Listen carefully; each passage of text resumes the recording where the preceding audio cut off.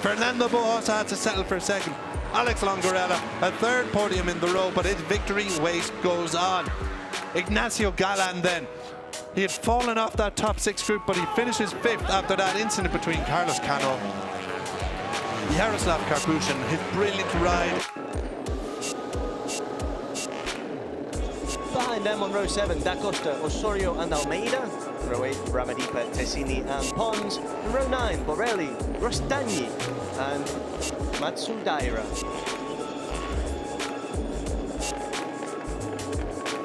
On row 10, Raya, Tamburini and Gabrini, the last two of course getting through the last chance race.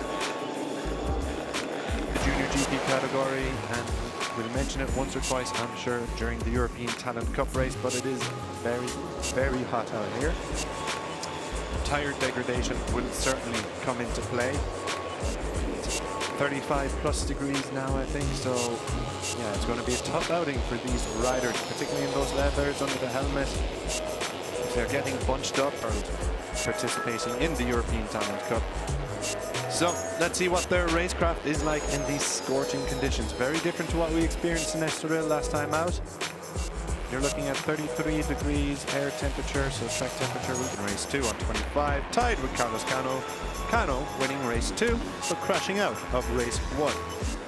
Hopefully less drama for the duo of riders than today, as some riders peel into the long lap penalty loop at the final corner. The left-hander Jorge Lorenzo corner, iconic turn where many races have been decided across all motorcycle racing categories. Champion out to do the double.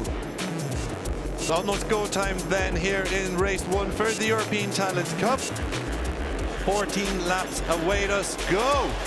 And it's a good start from Alvaro Lucas, but an even better start for the number 45, Alex Longarella. Carlos Cano from pole position just did not get off the line there. Sensational start there from those riders, and it's quite surprising to see Cano not getting off the line as well as he would have liked. I mean, it's something they would have practiced, but he might be dropping down a bit now. I would not rule out a rider like Alex Cano. There's a reason why he wears that number 1 plate, and he's been working on race pace throughout this entire weekend. Oh, they touch, but thankfully both the riders remain upright, but it's Carlos Cano who profits, but not for very long. It's Eduardo Gutierrez now who charges through to the lead.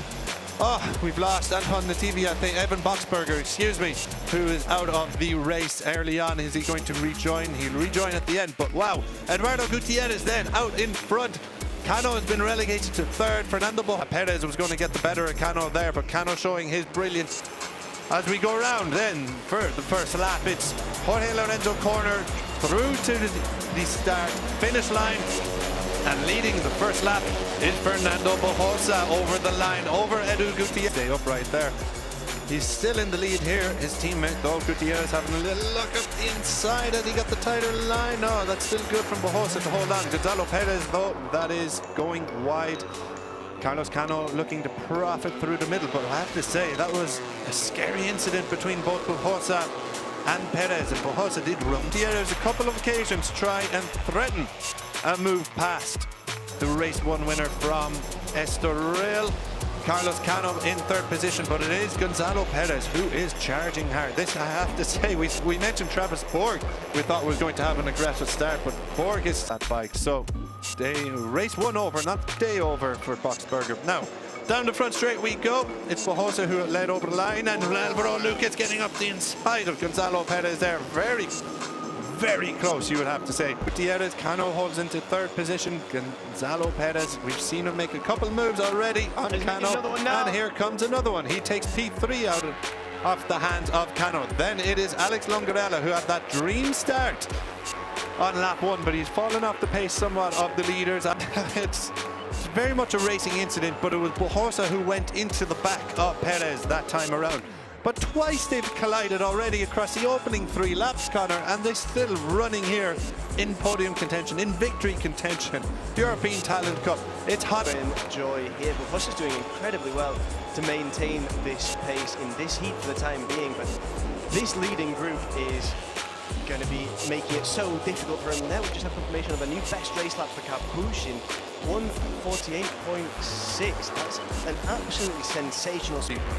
cracking result. There he is, the number 70, side by side with Ignacio Galan. If he can get himself up a little bit further, you never know. Karpushin very much in contention here if he maintains that pace. But back out front, it's Alex Longarella who has taken the lead over Fernando Bojosa. I know though, shocking start, but it hasn't cost him too dearly, you have to say, with this lead group forming. Now, Yaroslav Karpushin at the Frando Racing VHC team said a 148.6 last time around. He's now running in 6th position. He's got the number 12 of Gonzalo Perez. Let's see what the lap times are coming around this time. A couple more riders into the 148, including Alex Longarella and Edu Gutierrez. Indeed, Gutierrez just missing out on the 148. Gonzalo Perez in there, Alvaro Lucas in there as well. Karpushin though. Yeah, absolutely. We just saw an excellent move from Bojosa there to move into P2, and now he's right on the back wheel of Alex Longarella. So Bojosa biding his time now for the time being, but he's going to be making his move soon. You can be sure of that. While Cano also. He was knocked once, he was knocked twice, but it's the 3rd time that he falls down. A collision lap or 2 ago. This time, there is no saving it for the number 12. Let's have a look at what went wrong here. This time, is he into the... Oh, just touches the wheel there. Into the back of... Was that... It wasn't Jose again, was it? No, it was Edu Gutierrez. Yeah. So, and the chaos, and... I don't know where to look, Connor, but it's Bojosa who's leading. Alex Longarella in 2nd position. There's no surprises there, but look at that. Yaroslav Karpushin. He is charging hard here, and he is in the podium. Longarella, Carlos Cano. It's the usual suspects, but I don't think I'm mentioning it up, but Yaroslav Karpushin, look at him now. He takes the inside line. Is he going from P3 into P2? Well, there's a few riders of Longarella as we speak. The Snipers IGAX team, number 45, but he's got Bojosa now making a move up the inside, 3 abreast, just outside the podium position. Look at this. This is brilliant, brilliant racing. ATC at its very, very best. Karpushin, is he going to make a move? He's not going to, as we head towards the final corner on this lap, turn number 13, and we're going into the start-finish straight. Alvaro Lucas there, firing it up the inside, taking the narrower, tighter line around the Jorge Lorenzo corner. Karpushin in 4th position. Carlos Cano still riding in 5th. He's battling with the number 14 of Edu Gutierrez, and Cano does get ahead of Gutierrez. Then at the back of that, it's Ignacio Galan. Galan, one of the only riders still in the 148. Also Yaroslav Karpushin. Yaroslav Karpushin. Less and less as this race goes on. That track is going to be sweating in this sweltering heat. And Cano looks like he might have Carlos just Cano, but look at this move from the inside. It's Alvaro Lucas now, who's Lucas leading. who leads, but did you see that move from Fernando Bojosa cutting in behind Cano? Oh, brilliant stuff, and now he leads ahead of Alvaro Lucas. Yeah, I was just how the riders took advantage of the straight and the slipstream, and well, it's proving to be very important yet again. Absolutely.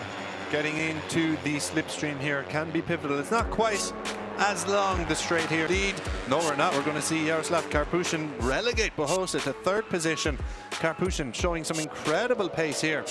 Brilliant stuff from the Kyrgyzstani rider. Carlos Cano then getting in the inside of the number 14, Edu Gutierrez, and forcing Gutierrez wide. That's calling into the lead. Cano making move for 3rd position, with Alvaro Lucas settling into 2nd position. Karpushin then is very much one of the fastest riders on track once again.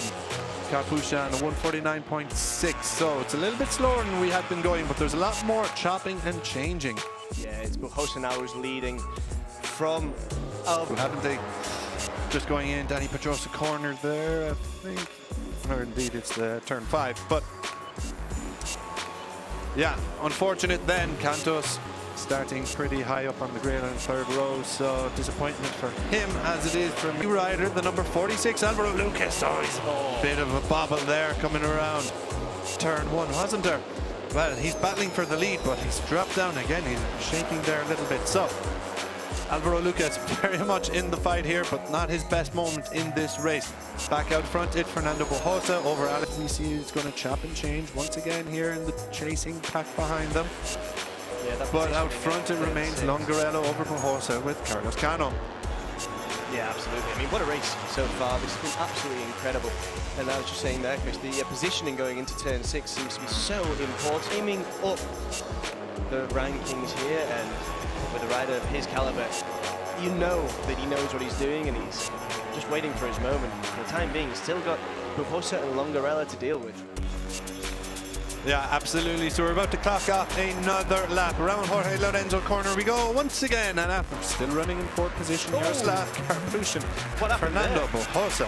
Again, another bizarre moment for the number 69 AC Racing Team rider, but he's still upright.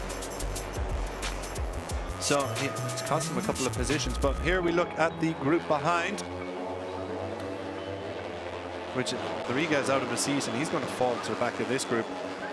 But this is for some good point scoring positions up for grabs here. It's this from the number 4 of Gabriel Tassini in P8, going all the way back to corner, lap and a half to go. This is the battle for 8th. Travis Boat's just overtaken Ravadipa there. Yeah, and a little bit further back we see a black flag for Mikey Luis Sanchez. A little bit more if it's on offer. Absolutely. And then back out front, it's Fernando Bojosa who's leading over Karpushin. Here we go then. Alvaro Lucas and 6th position. Carlos Cano, he was posting a couple of slower laps. Very lucky to still be in the race after that massive moment. But now he's very much in victory fight here. Last lap it is then, Connor. Yeah, this is absolutely incredible. Cano did so well to stay on that bike when he had that moment as well. Oh, he's had another over for Carlos Cano after a moment with Alex Longarella. Longarella has now exceeded track limits at that corner. Back out front though, it's Alvaro Lucas who's about to challenge Fernando Bojosa for the lead. He's looking to get the inside line. Now, this is going to be absolutely turn 5. crucial going into turn 6. The positioning here is going to be vital for how this lap results. Look at that from Karpushin there. Who's The lead over Alvaro Lucas. In 3rd place, it's Alex Longarella. Karpushin has now dropped out of the podium position. But surely a move is going to come. Where is it going to come? It has to be at the Jorge Lorenzo corner. Will there be an opportunity before? Well, at turn 9, are we going to see anything? Not quite yet. It's going to come. It's coming at the Jorge Lorenzo corner. The final corner. And then perhaps out of the slipstream. So it's Bojosa leading into the final corner. Alvaro Lucas is going to try one up the inside, as is Alex Longarella. Oh! Karpushin and Cano clash. Karpushin and Cano crash. It's a crash for Karpushin. Cano is going on, but Fernando Bojosa had to settle for 2nd. Alex Longarella, a 3rd podium in the row, but his victory race goes on. Ignacio Galan then. He had fallen off that top 6 group, but he finishes 5th after that incident between Carlos Cano, Jaroslav Karpushin, his brilliant ride. Ramadhipa catat kemajuan penting di ETC, Veda kecewa dalam Junior GP. Pembalap binaan Astra Honda Motor, AHM, Muhammad Kiandra Ramadhipa dan Veda Ega Pratama, mendapat pelajaran berharga dari partisipasi masing-masing di European Talent Cup, ETC, dan FIM Junior GP di sirkuit Jerez. Kedua pembalap memulai akhir pekan dengan kondisi berbeda. Ramadhipa, yang turun dalam keadaan prima, berusaha memperbaiki kesalahan sebelumnya. Memulai dari bagian belakang, remaja asal Sleman itu mampu tampil spektakuler. Perlahan tapi pasti, ia menyingkirkan 14 lawan ditambah mendapat keuntungan dari rivalnya yang crash, sehingga menuntaskan lomba di urutan ke-7 pada race 1 WTC. Hasil tersebut menumbuhkan motivasi pada balapan berikutnya. Ia melompat 4 posisi pada putaran pertama, butuh beberapa lap untuk tembus 15 besar. Setelah insiden dialami beberapa lawan, Ramadhipa maju ke urutan ke-7, tertinggal dari grup terdepan. Remaja 15 tahun itu menjangkau posisi keempat, tapi gagal mempertahankan tempatnya dan mundur ke P6.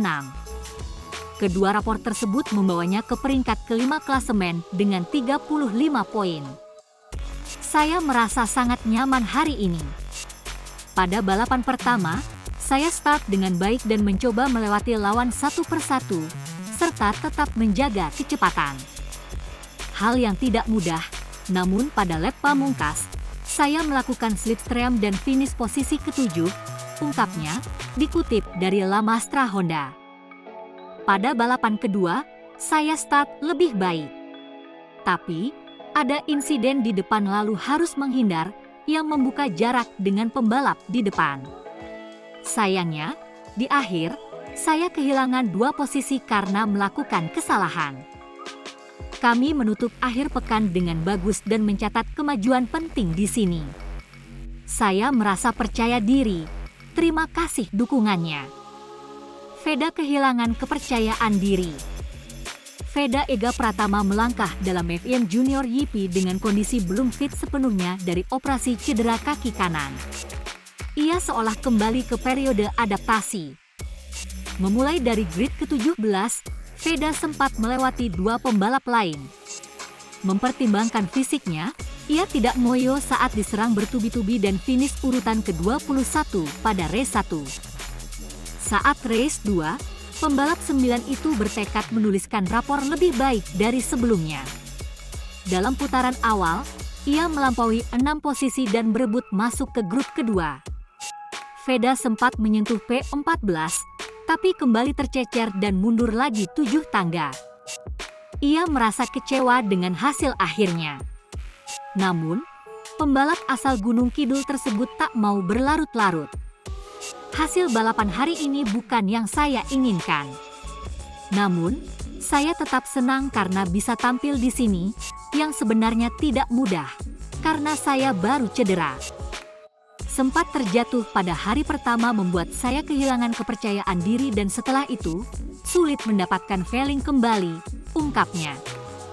Hari ini, kami melakukan 2 kali start bagus, tapi saya mengalami kesulitan saat keluar dari tikungan cepat.